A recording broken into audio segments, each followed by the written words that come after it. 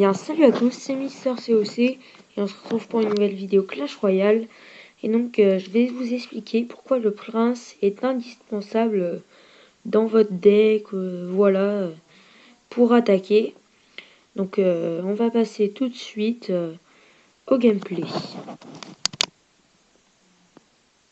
Bien, les amis, nous nous retrouvons sur la défense que j'ai fait. Bon, c'est bien une défaite, hein. Et je tiens à préciser que vu que ça va passer en mode largeur l'écran, donc bloquez votre tablette. Donc voilà, on va passer au gameplay. Donc c'est un prince de niveau 2, donc vous allez voir qui m'a bien défoncé. Donc on va mettre en x2 pour le début parce que c'est pas très intéressant. Donc voilà, là il commence à mettre un prince. Donc vous allez voir, là on voit pas trop sa puissance, mais quand même on voit quand même qu'il fait entre 200 et 300 de dommages, donc c'est une grosse troupe en attaque.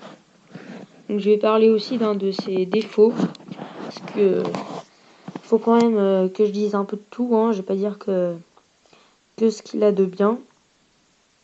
Donc aussi pour défendre, je vais vous expliquer comment faire. Donc la meilleure troupe pour défendre contre le prince, moi je dirais que c'est soit les squelettes, soit les serviteurs. Déjà les squelettes parce que c'est des troupes en masse. Donc le temps qu'il les dégomme tous, il perd du temps. Et puis les serviteurs, c'est des troupes qui sont en l'air, donc il peut rien faire. Donc là, il a renvoyé un prince, suivi de barbares. Donc on va voir ce qu'il va faire. Donc là, il va se faire tuer avec les barbares parce que c'est des... ils ont beaucoup de points de vie et puis c'est des... ils sont en masse. Donc j'ai fait le bon choix de les envoyer. Avec une sorcière, bien sûr, qui génère des squelettes. Donc ça, c'est ses défauts. Donc je ferai aussi un épisode sur les Arc-X. Pourquoi ils sont indispensables à les avoir. Donc toujours pour les grosses troupes au sol, il faut envoyer les serviteurs. Là, il a un prince dans son deck, donc je pense qu'il va l'envoyer.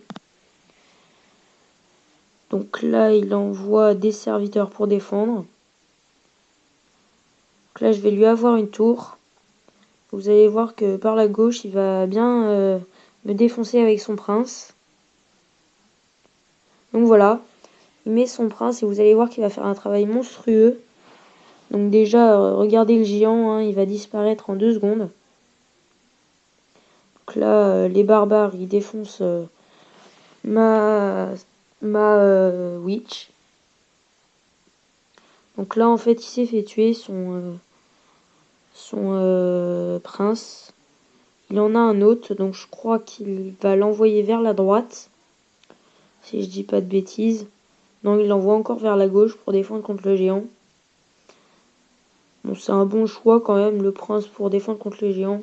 Parce qu'il va pas perdre de points de vie et après, il va pouvoir bien attaquer avec tous ses points de vie. Et bien sûr, ses gros points d'attaque. Donc là, vous allez voir, regardez comment il va défoncer la tour. Il lui reste plus que 400 points de vie, alors qu'elle en avait 1000 au départ. Donc là, il renvoie un prince à droite. Donc vous allez voir qu'il va enlever 1800 points de vie à lui tout seul. Donc voilà, là il arrive à tuer. Donc là, le premier prince, il a été tué. Il a enlevé 1000 points de vie. Donc sa prochaine carte, c'est un prince. Donc il va encore l'envoyer vers la droite. Donc voilà, et là vous allez voir que le prince, il va directement finir la tour. Et surtout, ce qui est bien, c'est qu'il va très vite. Il a une bonne accélération. Donc il est vraiment bien. Je vous conseille de le mettre dans votre deck, hein, surtout pour les bas niveaux. Bon, bien sûr, moi je ne l'ai pas gagné. Ce qui est dommage. Voilà, je l'ai pas dans mon deck. Ni dans mes cartes que j'ai pas mis. Donc voilà, j'espère que cette vidéo vous aura plu. En tout cas, moi, ça m'a plu de la faire. Donc c'était le premier épisode. Dans les prochains épisodes, je pense que je vais faire d'autres troupes et d'autres cartes, d'autres défenses, voilà, des trucs comme ça. Et donc voilà, je vous retrouve pour une prochaine vidéo. Salut à tous!